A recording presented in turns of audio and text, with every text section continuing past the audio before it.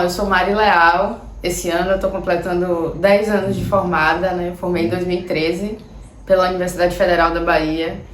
E a minha história com jornalismo, na verdade o meu desejo em relação ao jornalismo começou ainda na infância. Porque um dia do nada eu estava brincando na rua. Eu sou de Amargosa, né? No Vale do Jiquiriçá. Eu estava brincando e eu parei e disse, quando eu crescer eu vou ser jornalista. Fake news ou verdade? A nossa convidada de hoje, ela é jornalista, formada pela Universidade Federal da Bahia, já atuou em alguns sites como Bahia Notícia, fazendo cobertura política, já foi assessora parlamentar na ALBA e atualmente integra a equipe do Correio da Bahia. Com vocês, Mari Leal. Tudo bem? Tudo bem, Mari. Já quero te agradecer a oportunidade de estar participando desse nosso projeto, né, o Jornalismo Digital. E hoje Mari está aqui para responder algumas perguntas sobre fake news. E aí, me diz aí, Mari, como podemos definir fake news? Nossa, se a gente entrar na discussão do termo, acho que a gente teria que trazer aqui uma certa bibliografia, né? Mas eu acho que se a gente for para o senso comum, a gente vai dizer que é uma notícia falsa. Eu faço uma correção, porque para mim fake news não é notícia, é uma informação falsa. Porque se a gente falar em notícia, a gente está falando de todo um sistema, mas aí eu acho que isso a gente conversa mais para frente, né? Exatamente. E como é que elas podem representar isso no nosso contexto,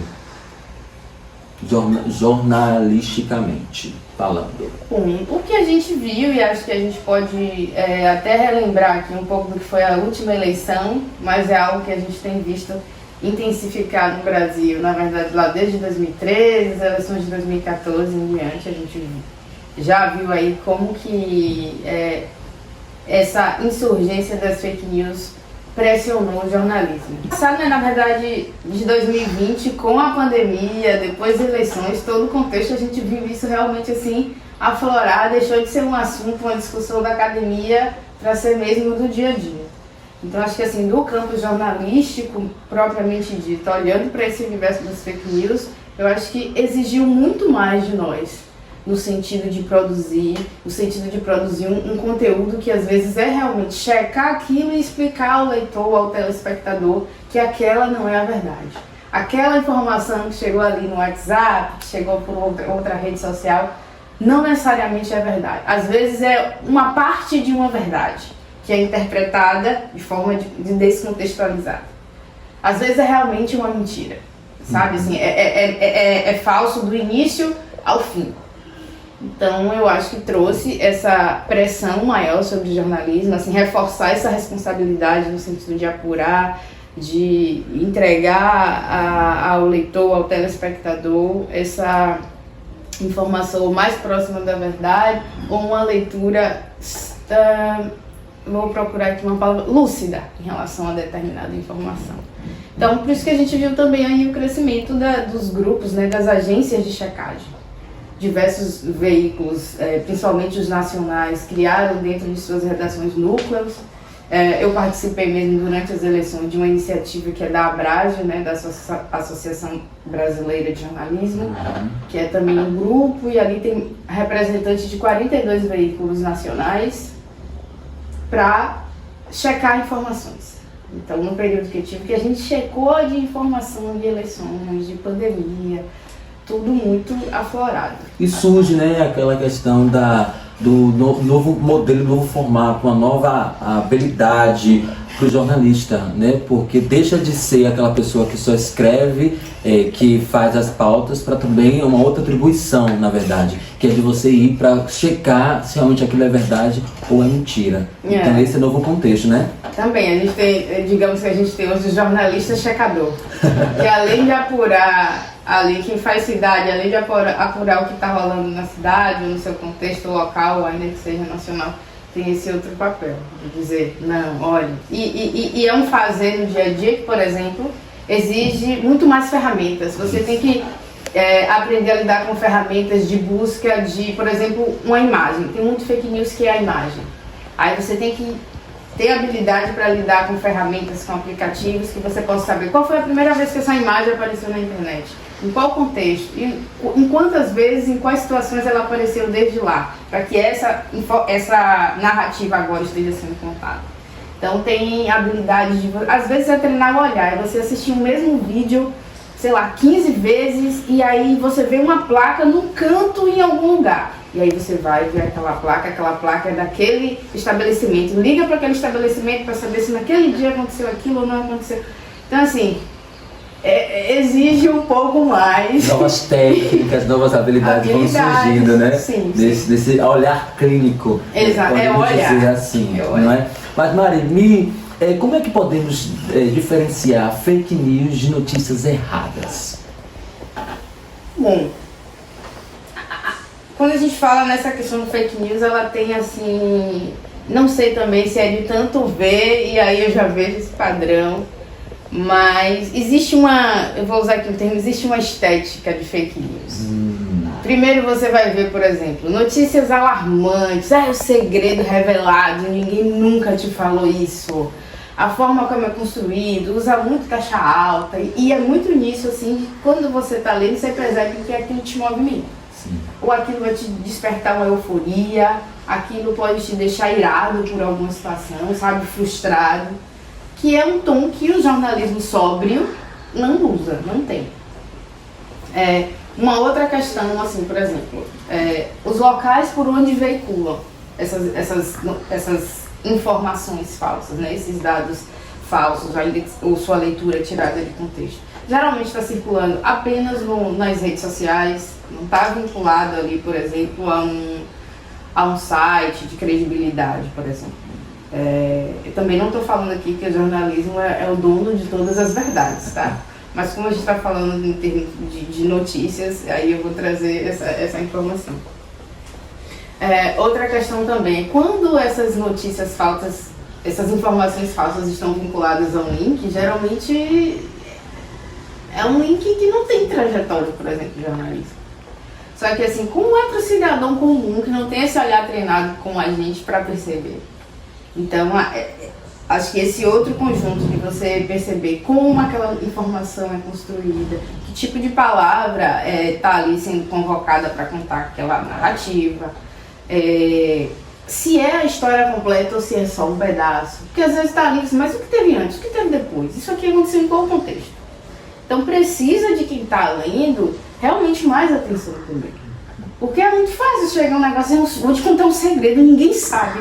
Claro que você começa ali já a se sentir importante. Pô, ninguém sabe, eu vou ser agora saber. Como se fosse possível, né? É um segredo, mas está na internet, ninguém nunca sabe, eu vou saber. Então às vezes é só um clique para você ter a noção. Porém, o que é que acontece? A gente não pode também deixar de fora que a fake news é um sistema que se retroalimenta. Então, por exemplo, se você for falar do uso das redes sociais, quem em algum momento recebe ali uma fake news, aí passa tempo lendo, não sei o quê, daqui a pouco vem outra, e você é meio colocado em um sistema. Em terra da internet, tudo que é necessário para a gente fazer uma decupação, né? Pegar os mínimos detalhes é necessário. Mari, como é que as pessoas, eu digo assim, pessoas, leitores, elas podem identificar logo de imediato que aquilo ali é fake news? Bom, é aquilo que eu te falei um pouco antes, assim, tem uma estética. Então, geralmente tem palavras em caixa altas, urgente, usa muitos emojis, que são coisas que você não vê no padrão jornalístico sóbrio, né? Urgente, a forma como a notícia é construída, por exemplo, assim, às vezes muito catastrófico, muito estarrecedor. Lei vai acabar com a sua liberdade de expressão. Ideia de determinada, por exemplo, na pandemia, aquelas questões de ficar em casa, como se isso fosse o fim da existência, assim. Então, é algo, assim, pra mim é muito visível.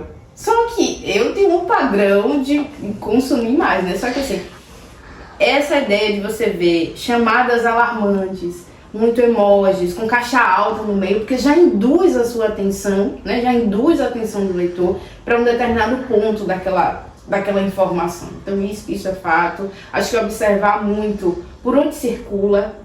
Se você sentir qualquer, assim, isso tá estranho, cheque em outro lugar, cheque em outro veículo que já é reconhecido, sistematizado. Tá chamando atenção mesmo. É exatamente isso. E o que você está trazendo é aquela questão que as pessoas também têm que procurar ver se aquilo é verdade ou não. Não fica só naquele veículo. Exatamente. Tem o papel. E assim, você falou veículo, mas nem sempre é veículo, porque geralmente chega por um grupo qualquer que você tem de WhatsApp, ou que você tem num Telegram da vida.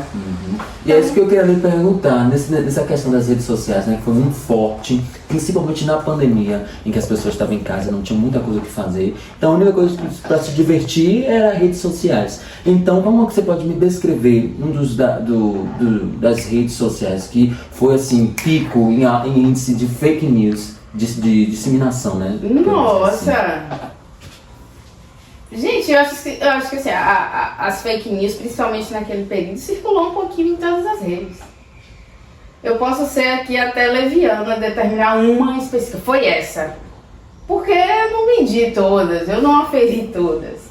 Mas eu acho que foi algo que disseminou e chegou muito, principalmente assim, por esses aplicativos de mensagem, né, que chegam ali, mas não é necessariamente a ferramenta.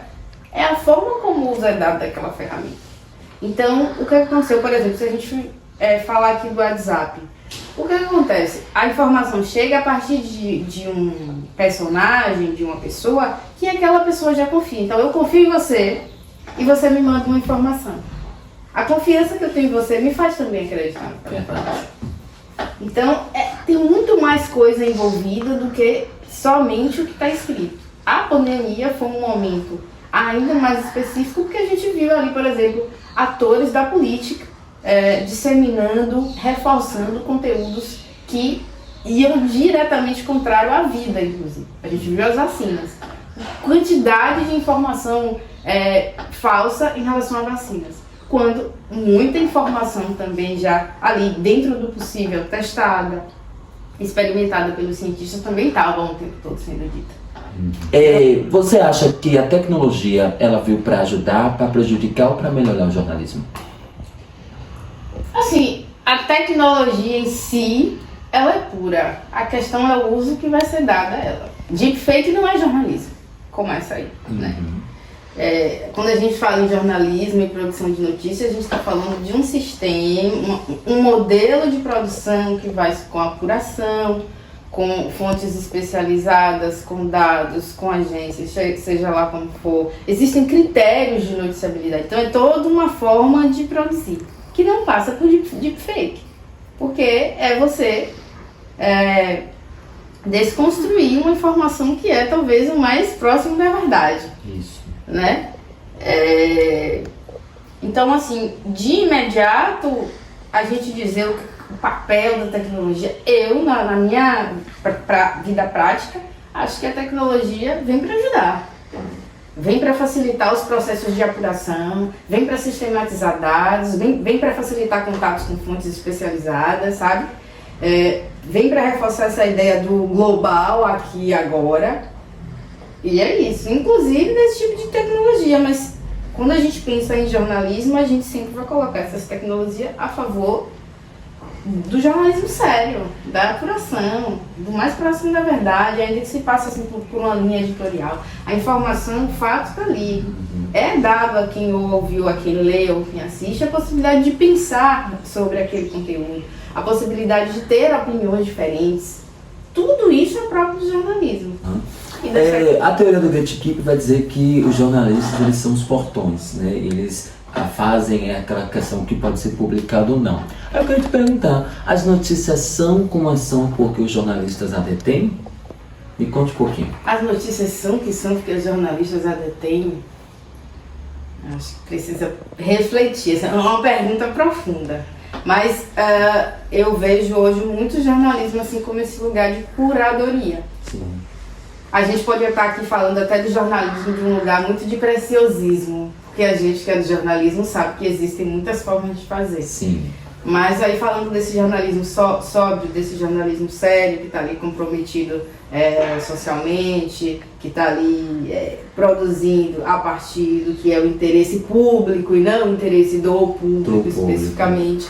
Então a gente está falando aqui desse jornalismo. Existem as duas coisas. Tem informação que é do quente, é da hora, você precisa dar naquela hora. Mas isso não te impede depois de apurar. Como por exemplo, recentemente a gente teve aqui um acidente no metrô. Eu lembro que no correio, quando a gente deu 2 parágrafos. Aconteceu e colocamos notícia em apuração. Porque a gente precisava dizer, isso aconteceu. E aquilo é uma verdade. Aconteceu. E a gente está buscando mais para trazer e fazer esse processo de atualização. Outra coisa que as tecnologias permitem. E a gente fala aí, sobretudo agora, do jornalismo digital, né? Isso. Porque o jornalismo, por exemplo, impresso, ele já é hoje um compilado de tudo que aconteceu para te entregar. E se você não viu nada que aconteceu ontem, esse aqui é um compilado de tudo, você vai saber, enfim. Em 2018, né, tivemos as eleições, né, para presidente e foi um boom nessa questão das fake news. Eu quero saber como foi que você utilizou, qual foi a ferramenta, o meio, o modo, a maneira que você conseguiu para trazer uma notícia verdadeira, mas que não conseguisse driblar, né, a questão das fake news. Bom, as fake news a gente viu em 2018, que a gente teve ali até os que eram chamados, os esquemas na rede social e foram chamados de os robôs, né? Sim. Eu acho que assim, o jornalismo dribla sendo o jornalismo, fazendo produzindo a partir dos recursos que o jornalismo tem, sendo comprometido com a apuração rigorosa, comprometido com o leitor, comprometido com a fonte, comprometido com a verdade. O fake news, a existência ou o volume que seja, o fake news pressiona o jornalismo porque cobra mais dele, às vezes até mais produção de conteúdo, adaptação de linguagem, isso, mas não necessariamente assim ter que driblar, porque o trabalho jornalístico ele é feito a partir de um modo de fazer, que é claro para quem trabalha com isso. O jornalismo digital é um grande avanço na comunicação? Da comunicação em si, a gente vê lá o boom que foi quando surgiram os blogs. Isso. Porque o que esse acesso facilitado às redes, essa possibilidade de quem era só leitor falar, reportar, né? É como se fosse um avanço daquele antigo jornalismo cidadão. Porque agora todo mundo pode, todo mundo não, né? Uma parcela grande pode reportar o que lhe acontece e tal. Mas eu particularmente creio que assim, há os dois lados e o jornalismo continua sendo necessário. Houve melhorias. Não é porque todo mundo fala que tudo é notícia. E um desses avanços que permitiu, né, o profissional foi a questão do home office. Eu queria saber de você, é bom trabalhar de casa ou você prefere aquele contato com o público, com o povo, com o jornalista na redação? Bom, eu acho que de novo tem dois lados ou mais lados dessa moeda. Eu estou em home office permanente desde novembro de 2021, com algumas saídas para apurações, e antes disso eu vivi o híbrido. Eu confesso que hoje, particularmente para mim, o híbrido é melhor, porque eu, Mari, acredito que o jornalismo requer convivência, requer troca. Isso pode acontecer no ambiente de home office? Pode, se aquela redação existe também, se existe um sistema de troca, de diálogo ali. De alguma maneira há esse contato o mais perto possível do que seria o presencial. Porque assim, eu não creio que jornalismo seja uma profissão que você faça na solidão. Isso. É troca, é convivência. E nem sempre, às vezes, as ferramentas que se usem neste ou naquela redação são suficientes. E a outra questão é que o home office tem um outro lado, que é essa solidão que você vive. Suas alegrias, você vive também suas dores.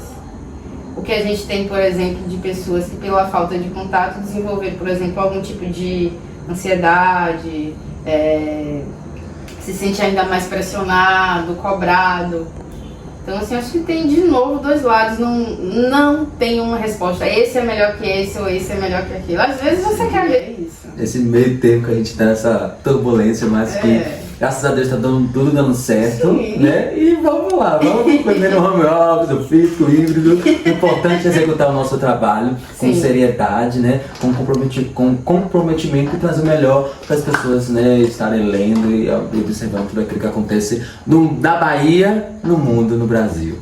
Mari, muito obrigado, né? Vai chegando no final da nossa entrevista aqui, Ping Pong. Muito obrigado por ter participado. Só que antes de encerrar, quero fazer uma brincadeira com você. É algo rápido, simples. Eu vou lhe fazer algumas perguntas e você vai me responder o que vier na sua mente primeiro.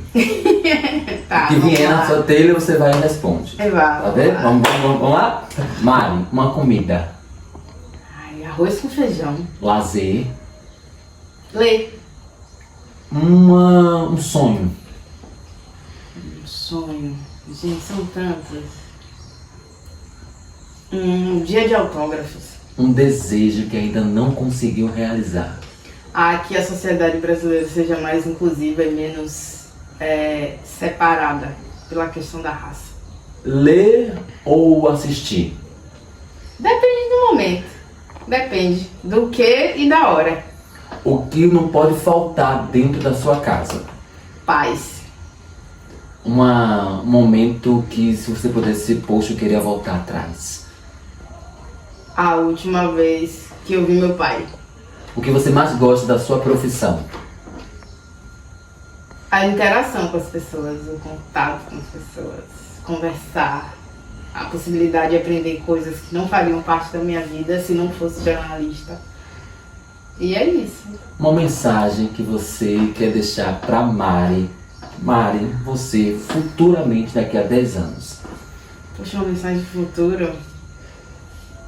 Nossa, agora você me pegou. Porque geralmente a gente pensa em uma mensagem, se eu pudesse voltar, o que eu diria. Sim. Mas se eu puder deixar uma mensagem para a Mari do futuro, eu vou dizer para ela, tô fazendo o melhor que eu posso agora, para chegar bem aí. Isso aí. Muito obrigado, Mari.